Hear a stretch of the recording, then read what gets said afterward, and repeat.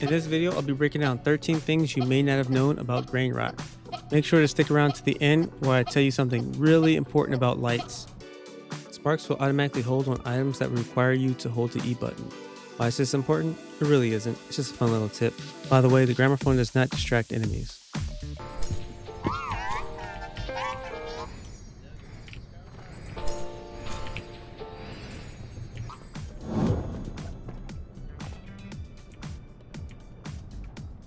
If somehow you lose your body at the outpost, you can respawn at the cosmetic spot in the wardrobe. Great for after a drop kicking session with your friends. Easy. I'm not made for this. Please. Or if you get the bright idea to venture out into the hot scorch without any protection or healing items. Bonus tip, if you want your sparks glow to deplete faster, you can just hold a charge attack. And if you had any items on you, your items would be where your body was at last. Be careful, because these 3 empty vessels will watch you when you're not looking at them. Kind of like the peekaboo.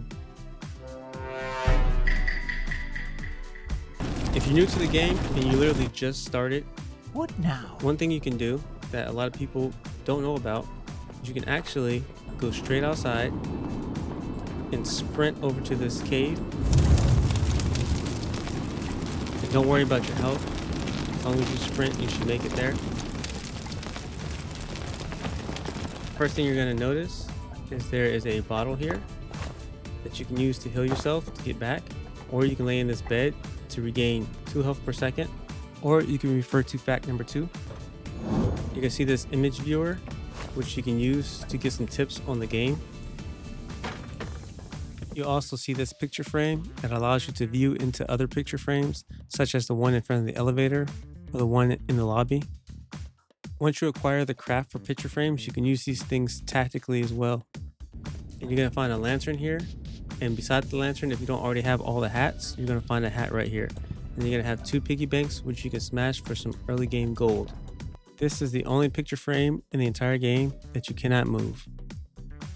Speaking of things that are not like the others, I bet you didn't know that there's only one character in the game that self-heals, and that is Little Buddy, everyone's favorite survivor. No wonder she survived the deep layers alone. Flying enemies including Buzzer, Belcher, and Chipper will not drain your spark's glow, and being near any one of these will not alert suspicion. But the ground enemies will drain your spark's glow and will follow your spark for a distance. Did you know you can heal the vessels using the healing bottle?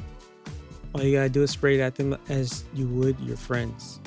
This also works on items as well, so you can get the full value of your item again by restoring the item, or if you want to keep the Helden dolls fresh, you can use it for that too. On the topic of companions, companions can survive the deep layers completely on their own. They can do anything from breaking down items to collect scrap, fighting certain enemies, and interacting with boxes and collecting gold. They can even craft items that they can put into the extractor so they can collect gold. They can also interact with the extractor and the elevator as well. Bingo, on the other hand, is a lover, not a fighter, so he can do all of that except for break things and fight. Your arms clip through items, which comes in handy when trying to save time. Get it? Handy? The flamethrower requires a shop level 8, which could take a while. But if you venture into the deep layers and pick up your friendly neighborhood burn unit, he can get the job done easily with this infinite flamethrower, allowing you to use your flamethrower for other things. Your spark doesn't gain, drain, or sustain glow from the light of a lantern, or the lights in the elevator. However, the lights outside the elevator will stop the draining of your glow. This is an indestructible light that you can't move or relocate, versus this one, which is destructible and movable. The main difference between these 2 types of lights is the indestructible one will only stop your glow from going down, whereas the craftable one will actually make it go up. And it doesn't have to be one that you crafted, it could be one that was already in the map from the start. As long as it's one of the lights in your craft menu, it works. I highly recommend putting up 2 craftable lights near the elevator. In case you're playing solo or with a friend and your body is destroyed, you can go back to the elevator to regain your spark, allowing you more time to find a vessel. This also works if your spark loses all of its glow in multiplayer, allowing you to regain your spark and go find a new body.